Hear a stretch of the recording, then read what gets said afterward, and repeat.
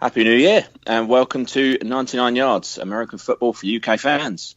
Liz is off this week, so for now I'm your host Duncan Terry, and this week I'm joined by George Somerville and Shona Duthie. Happy New Year, guys. Was Santa good to you? Happy New Year, Duncan. Shona, yes, Santa was very good to me, but I'd been good all year, so I was kind of expecting that. Happy New Year.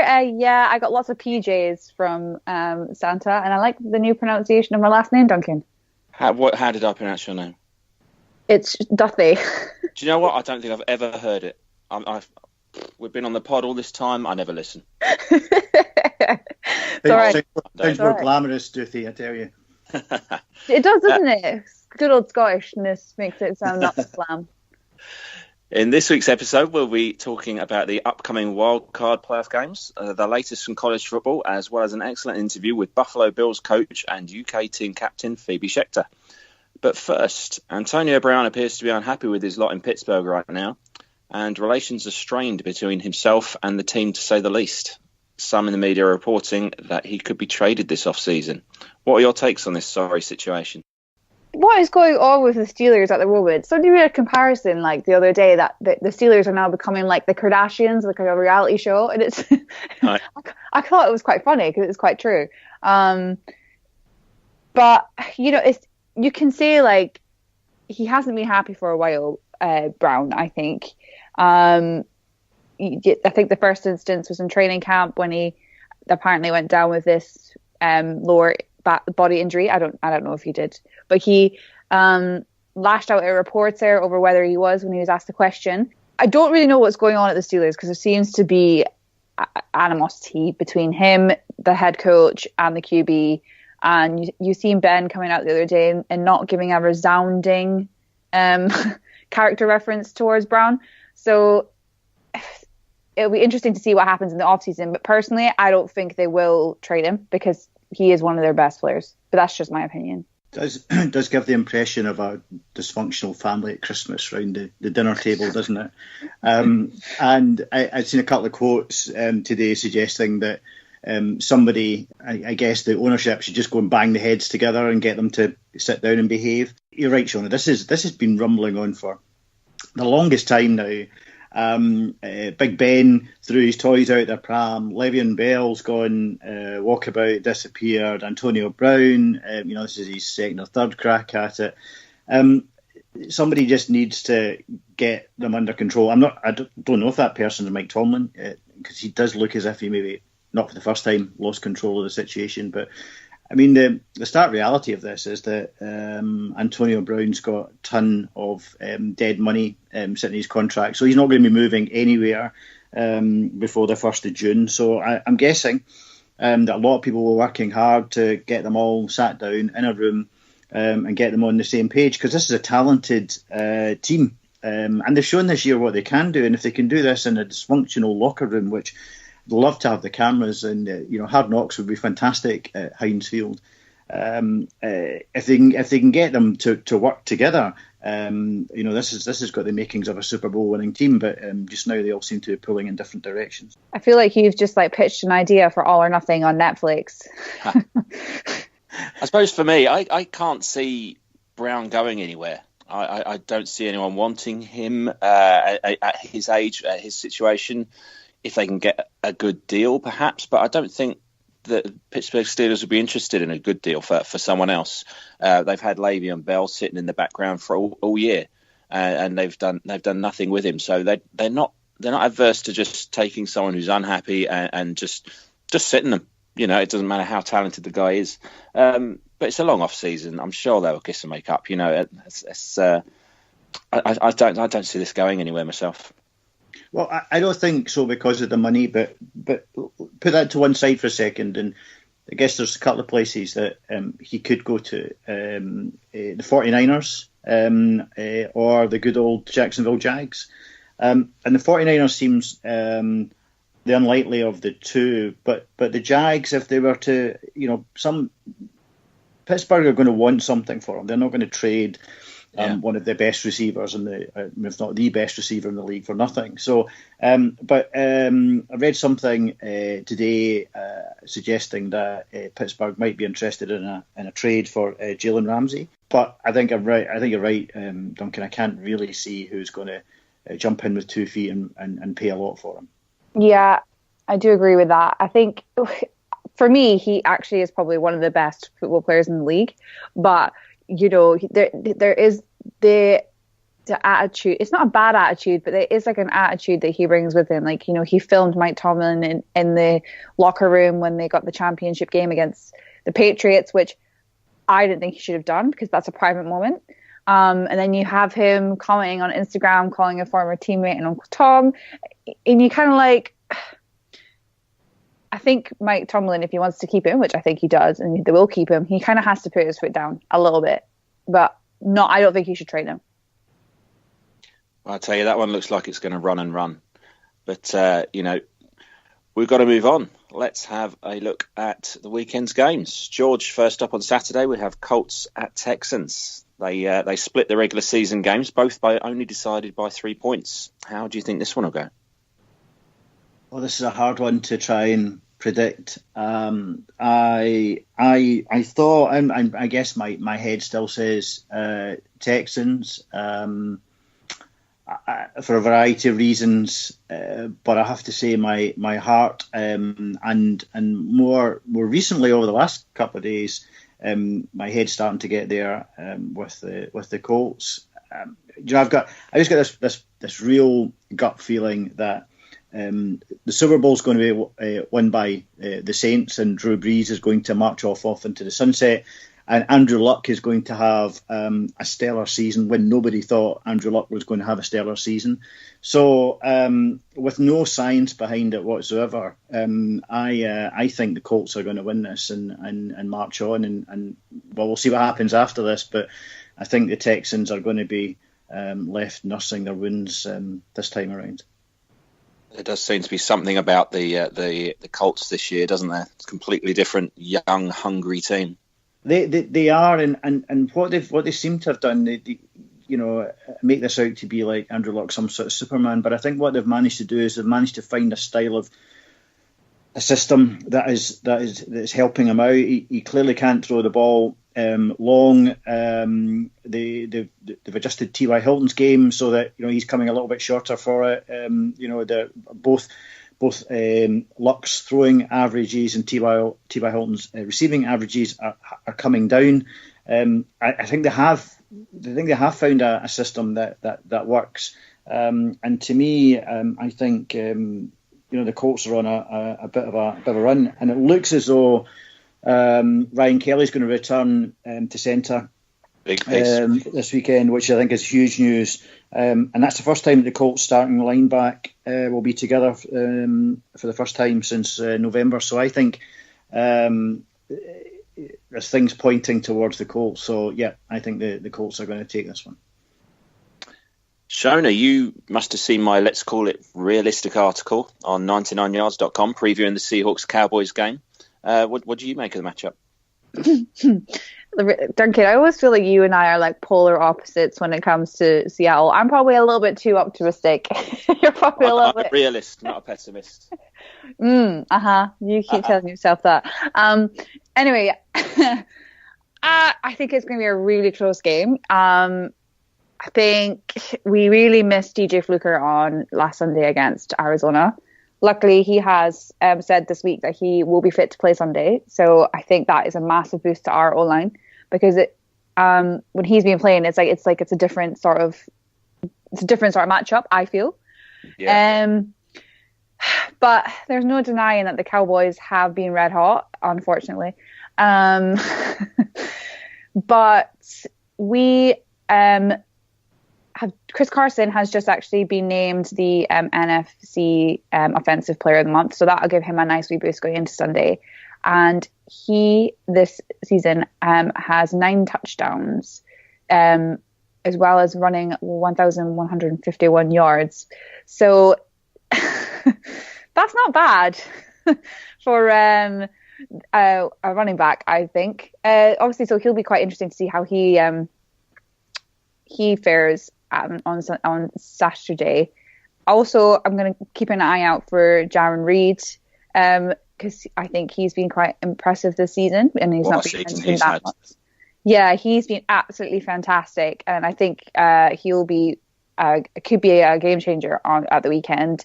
But obviously, you cannot rule out the Cowboys with their rushing game with Ezekiel Elliott and Dak. You know, there was one game I was watching Dak Prescott. I think he ran into his own end zone, and I was like, "Oh my god, this guy's going to get a safety," and then he ends up not, and he always manages to get himself out of really sticky situations, which sometimes keeps me at the edge of my seat, even though I wish he wasn't a Cowboy. It should be a very interesting matchup, and I think it'll be very close, and I'm not sure what way it's going to go yet. I think you're both going to be a bit disappointed. I think the Cowboys are going to win through, and Jerry Jones is going to be smiling on TV again. I think a lot of people, many people said that the Amari Cooper trade was dreadful, and I think it's transformed the Cowboys, and I think they are now a team with a lot of threats, and Prescott has really risen to the occasion. So I'm sorry, folks, but I think the Cowboys are going to take this game.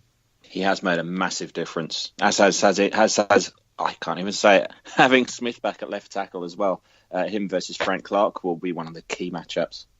I think, yeah, that is true. But I did like what our defense did to Cooper when he played for the Raiders. So I'll just keep that in the back of my mind for Saturday. And we were there. It was awesome. Next up, Chargers-Ravens. To me, this matchup looks epic. I think probably the Ravens defense will edge it. As the home team, and just having that bit more playoff pedigree about them. Obviously, they've got the new quarterback, and Phil Rivers is on the opposite team. He brings with him so much experience and some really talented players. Melvin Gordon's back, but I think the Ravens in this one. What about you guys?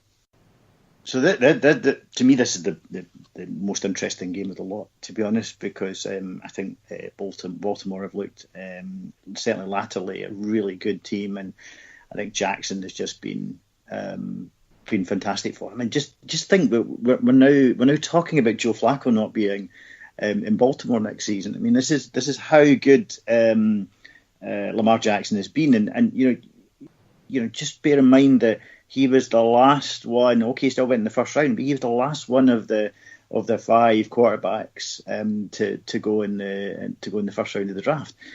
So he has really just jumped at the chance, and I think Baltimore have been particularly good.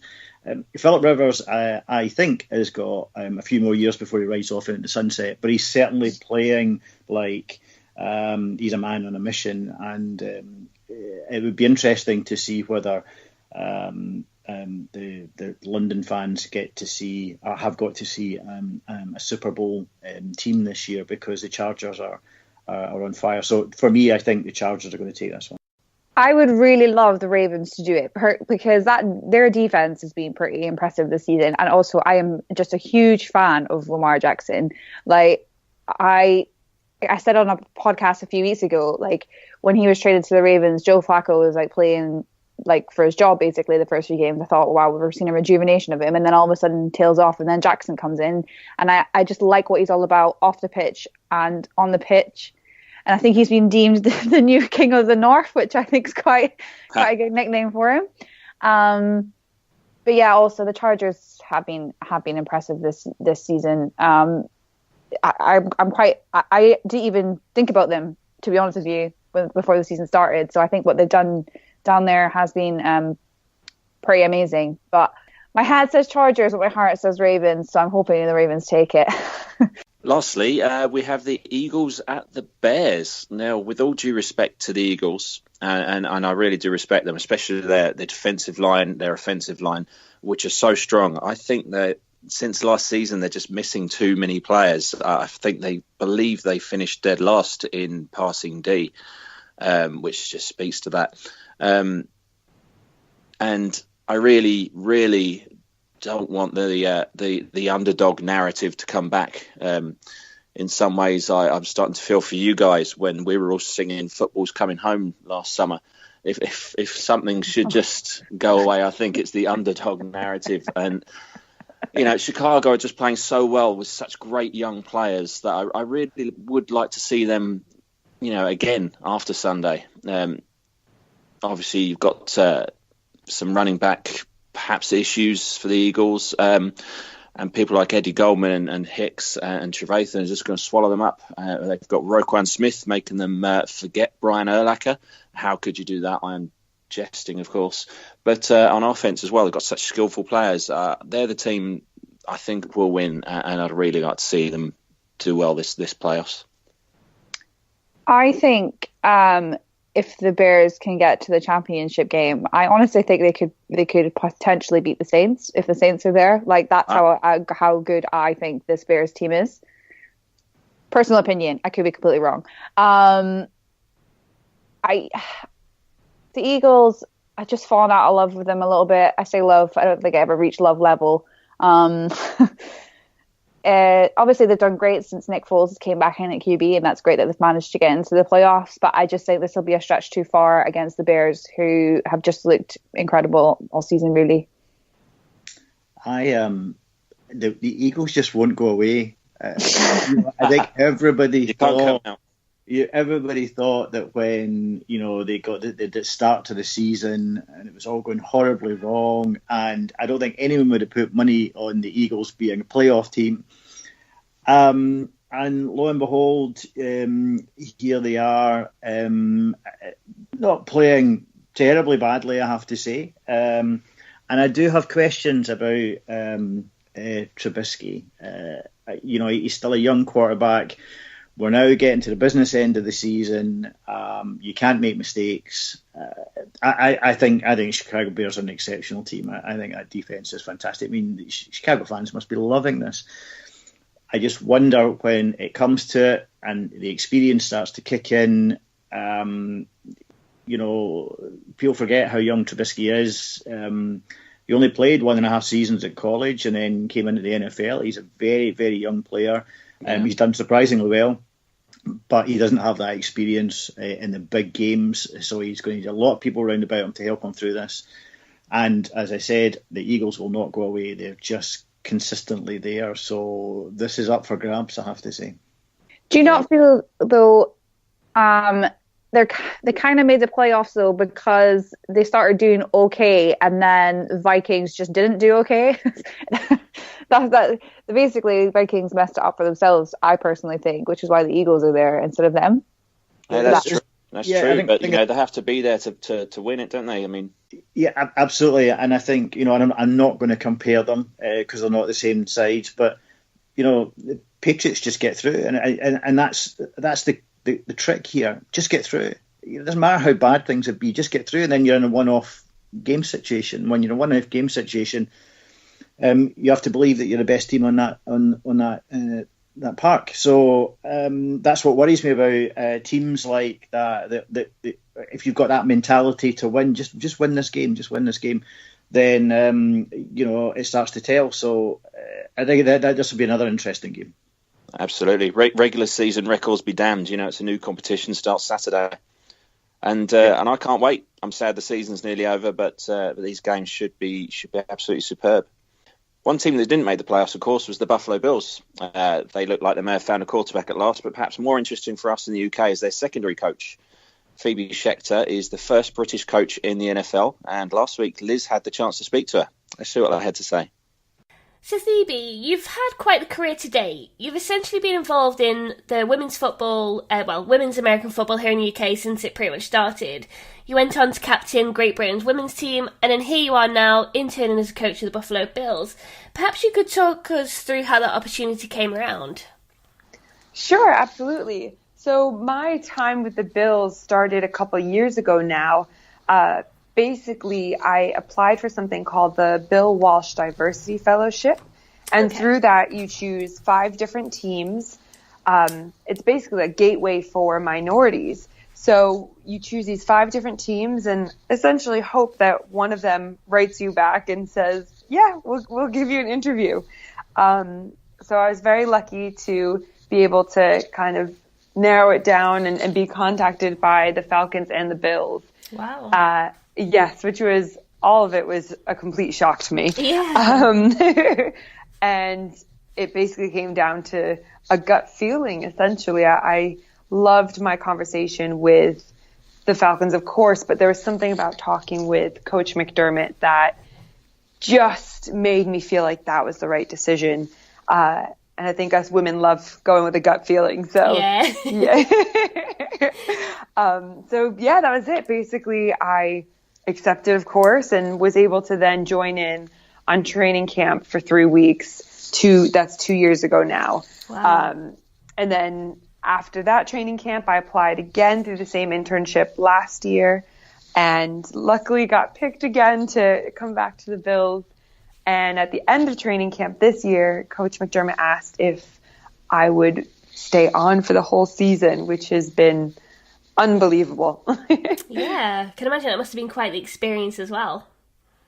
Oh my gosh, yeah. My first training camp, I think I was a deer in headlights the entire time. It was all so fast. There was so much. The hours, everything was just so unfamiliar to myself. And even the terminology, I don't think and I've had this conversation with the coaches here, and I don't think I knew even enough terminology to be able to ask a question, if that makes sense. Yeah. It's daft, isn't it? You sort of don't feel that confidence, even though you do actually know what you're talking about. Yeah. Oh gosh, it's been such a vast amount of information in a short period of time. I don't think I've ever written so much in my life just to remember it all. Of course, yeah. And how was treatment in the locker room when you first arrived at Bills? In the locker room? You mean as in... I guess with the team, with, like, the players. I don't mean, like, literally the locker room, like... Okay, guys. I was going to say, I'm only in the locker room at halftime and at the end of the games. I try and avoid that at all costs. Oh, gosh. No, you know what? The guys have been awesome. I think it definitely helped that I've been with a couple of them now for 2 training camps, but nothing compares to even now, because you see them, you work with them every day, you go through the good and the bad every day with them. It literally becomes like family, and I just couldn't ask for a better group of players, coaches, staff to all be a part of. It's like, especially the tight ends, there's 4 of us and we sit in the room together all day, and you have to build such a close bond and trust with each other. Now it's like having a bunch of brothers. Oh, that's quite nice though. Yeah, I know they have my back, so that's good. And what would you say has been like your favourite or proudest moment or achievement even from the season?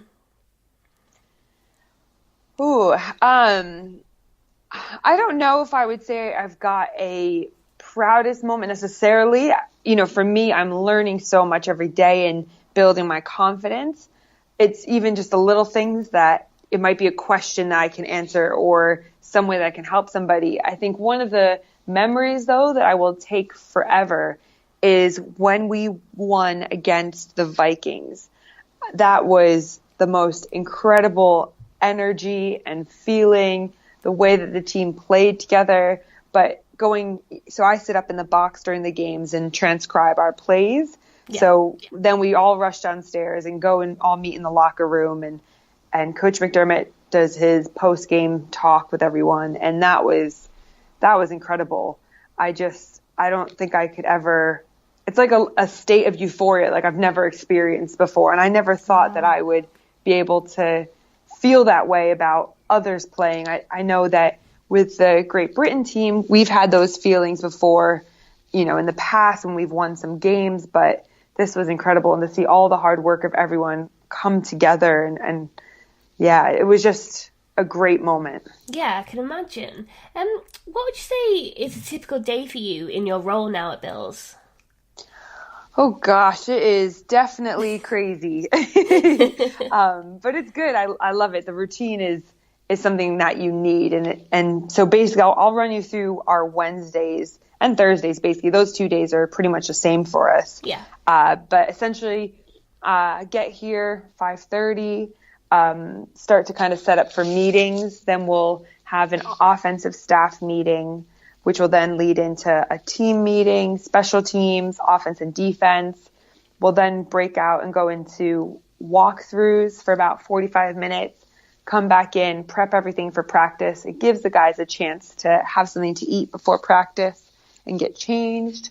Then we're out at practice for about 2 hours, back inside, get the film ready to watch from practice. So this offensive and defensive staff watch respectively. And then try and shovel in some food at the same time. And then after that, we're right back to special teams, offense and defensive, staff meetings. And then that kind of carries us up to about 5:15, 5:30. And then we are working, prepping for whatever situation it may be for us the next day, or, for the team, obviously. But we have every day is allocated to different kind of situations throughout the game. So yeah, we'll be here till about 11 o'clock usually. Wow, it's quite a day then. Yes, definitely. But time flies. That's probably one of the biggest things I realized is, even though there's so much to do and the days are really long, it's like there's never enough time. And what happens at the end of this season for you then? So at the end of the season, I head back to the UK and go back to working for the NFL over there, which has been such a great experience. I was only started working for them in January, so the fact that they've given me all this time and opportunity to develop myself has been incredible. But yeah, I'm back to the UK, which I'm really looking forward to, especially because we've got the European Championships this upcoming year for the women's team, which is going to be amazing. Hopefully we can host it at home. And then I've got my other sport that I play, and we've got world championships for that. And then, however we can help to grow the game. I've still got, obviously, the Dukes that I'm a part of. And so I definitely have quite a few different hats that I wear. Yeah, absolutely. I don't know how you've got any free time. Currently I don't, which is great. So when I get some, I won't know what to do with myself. Let's talk about Great Britain women's team. So what's next for Team GB? So this year we are looking to host the European Championships, which should take place in August. This will be, last time we played, we got second place because we lost in the finals to Finland. So this is a really big year for us, especially if we host it at home. It's even more determination for us to win this. And I think now that we've played Finland in the Worlds and we were able to beat them then, the team has this fire within them to make sure that at home we take home the gold. We don't want to win silver anymore. We want to take home the gold. That's fair. Reach for number one. Yeah, absolutely. So this year we'll just be preparing for that, basically. Awesome. And my final question, Phoebe, what advice would you give to any kids or adults even here in the UK that want to get into American football, be that playing or coaching? American football will change your life. It will make you so much more confident within yourself. It can open doors that you never knew were possible. Just sport in general opens doors and allows you to travel, and the community that you build within it is so unique, especially to American football. Just go for it. If there's anybody that needs anything, please contact myself. You've got the UK Dukes, or there's BAFA. Anybody that wants to get involved, just do it, because it will only have a positive effect on your life. Amazing. Well, thanks for that, Phoebe. It's been great to hear all about your story. Thanks again for taking the time out to speak to us, and best of luck the rest of the season. Thank you so much. It's been great. I think you'll agree that she sounds absolutely inspiring. I hope her experiences help encourage another generation get into the game. And while we've been gone, of course, there's been some breaking news. It's looking likely that Josh McDaniels will land in Green Bay, if indeed he actually leaves New England this time. Why would you not go to Green Bay is what I think. It's been rumoured that he has passed up on Cincinnati Bengals' request to interview there. So it's basically Green Bay or staying at any, in my opinion. well, from what it seems like. I did see someone earlier say that the Bengals was a better place to go to than Green Bay. Not quite sure what that person was thinking or eating that day. But yeah, I think it's quite a good fit. He is obviously impressed at New England. Obviously Green Bay didn't do well this season. But you know, they have Aaron Rodgers. They have players that can like be built around him as well. And I think, sorry, they do have their nucleus for definite. I think it would be a very, very good job to take up, in my own honesty. If I was an NFL coach, Green Bay would be one of the places I'd want to go to. It's there's a number of reasons. I've got a soft spot for the Packers. There's a number of reasons why Green Bay's not a great place for Josh McDaniels to end up, but it is Green Bay. You know, it's Lambeau Field. It's all the history. It does have Aaron Rodgers, whether that's a pro or a con in the current climate. Only time will tell. Green Bay have let themselves down. Their draft picks, recent history haven't been great, and they've got a very odd draft policy. They've got a very open policy that they don't go necessarily out into the free agency market. So there's a lot of issues in the way that the team is run, but it's Green Bay, and it must be up there with one of the more attractive jobs.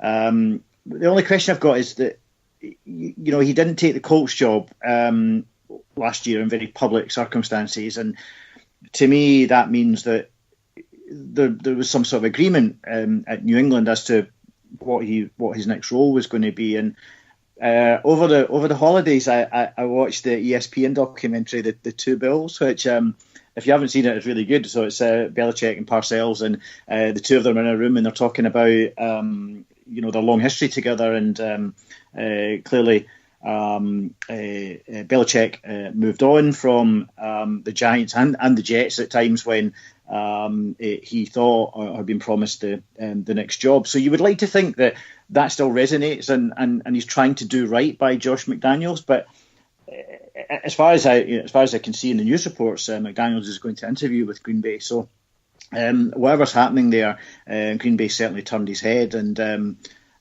this could be the exciting type of coach that Green Bay needs, and he will certainly bring the fans together. Would you believe that this was actually his second head coaching appointment, if should he take it? Previously, he was charged with Tim Tebow, but now he would be going from Tom Brady to Aaron Rodgers. So that's some leap. Possibly the right guy. I think McCarthy probably lost his job because his coaching methods became a little stale. The league changed, and he refused to. So maybe McDaniels, as an offensive mind, someone who's worked under Belichick, might be absolutely the right choice for him.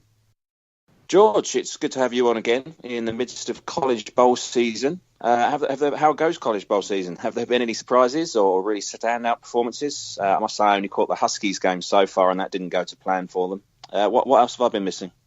Well, this is the best time to be a college fan because bowl season, all 40-something of them, 43 I think this year.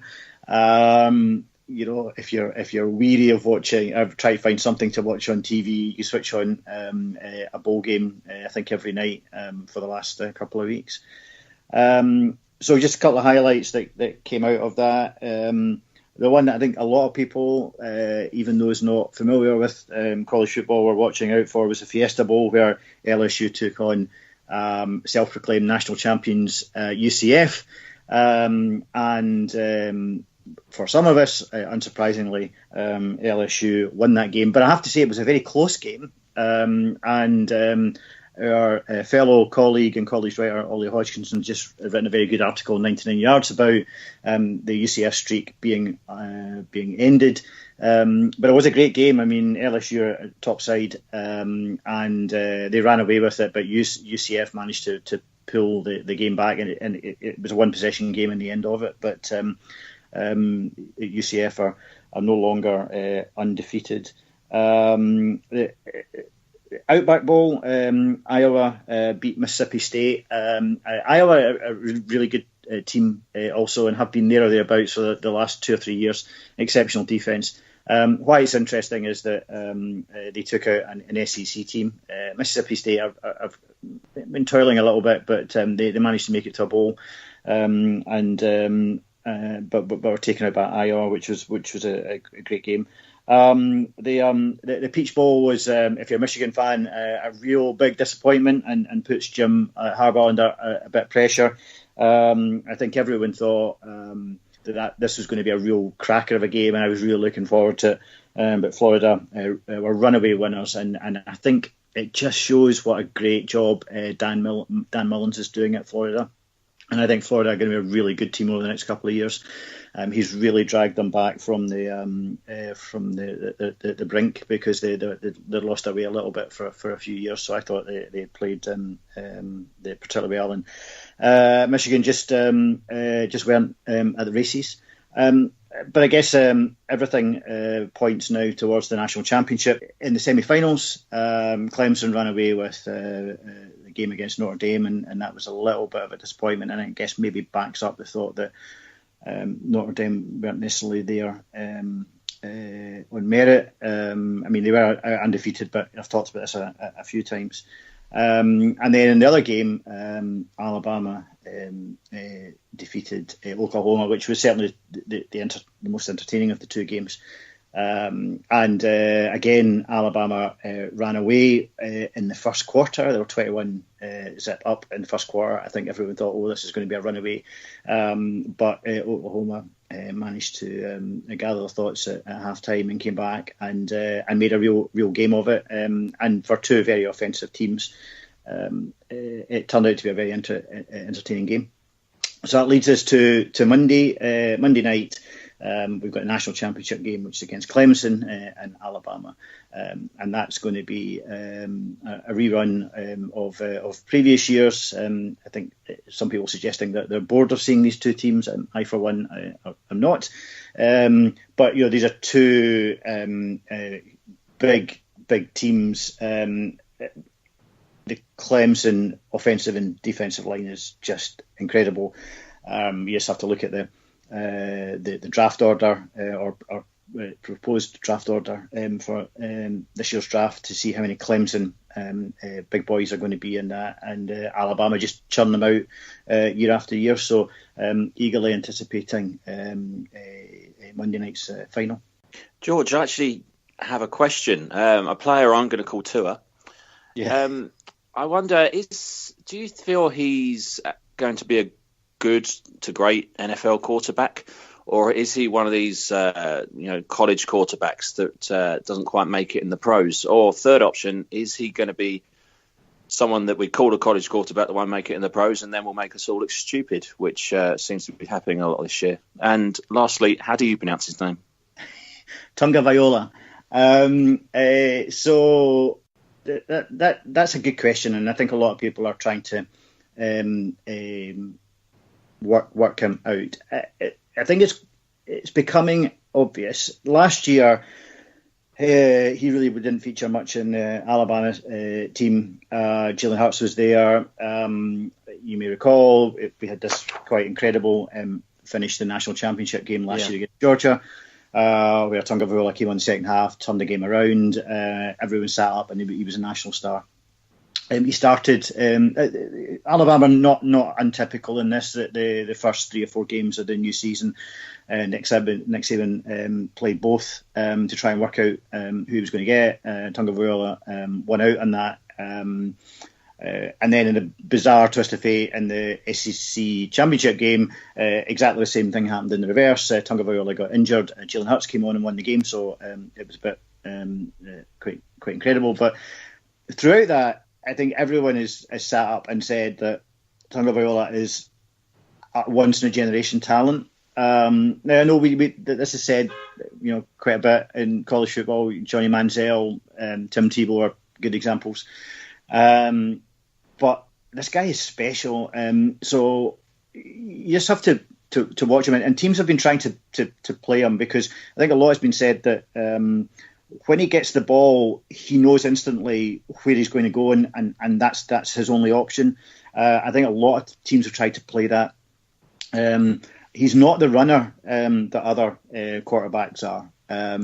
He's not the runner that Tebow was or Johnny Manziel was, or he doesn't scramble out the pocket as much. So he's much more of a prototypical QB. He's left-handed. He's got an amazing arm on him. His vision, I think, is what's setting him apart. Now, he had a couple of games towards the back end of the season where he was injured and he looked human. But I mean, he's just, between him and Kyler Murray this year, they've just been setting records left, right, and centre. Now, Kyler Murray looks as if he's not going to go to the draft because he's been drafted into Major League Baseball. There's some doubt. I'm not 100% sure that Kyler Murray's not going to end up in the NFL draft, but we'll see. Tagovailoa is going to be at Alabama again next year. That'll take him into his junior year. Bizarrely, his younger brother has just signed with Alabama, so there's going to be two Tagovailoas. Easier said than done at Alabama next year. Both quarterbacks, both fighting for the QB1 spot, and possibly Jalen Hurts, because Jalen Hurts has said, to his eternal credit, that he is not thinking at this moment in time about transferring to another team. So that would be quite the QB showdown in Tuscaloosa next year. But to answer your question, Duncan, I think he is. I think he is properly a once in a generation talent. He is special. I have another question for you, George, related to college. Have we seen the last of Urban Meyer? I know he's been linked with a couple of jobs very recently, but the one thing I would say was I watched the end of the Rose Bowl. He won the Rose Bowl. That was on his bucket list. Hopefully that's not the wrong terminology to use, but he wanted to play there and he wanted to win it, and he did. He was asked after the game if that was his last game coaching. He said that he believed it would be. I understand from a variety of different sources that his health has deteriorated, and now the pressure of coaching at a high level is making him unwell. So, but every time a big coaching job comes up, his name's going to be mentioned, because he is without a doubt one of the top two coaches in college football, and has been for the last 10 years. So his pedigree and his winning pedigree, wherever he's been, at Florida and the places he worked before, he's got a very, very high winning percentage rate. So he's always going to be in the mix, but I think that's him finished. Thanks, George. Sure to be a big weekend, whether you're into the NFL, college, or both. And that's it for this week's show. As always, we'd love to hear your thoughts on the topics we discussed, and of course any feedback you might have. You can tweet us at 99yards.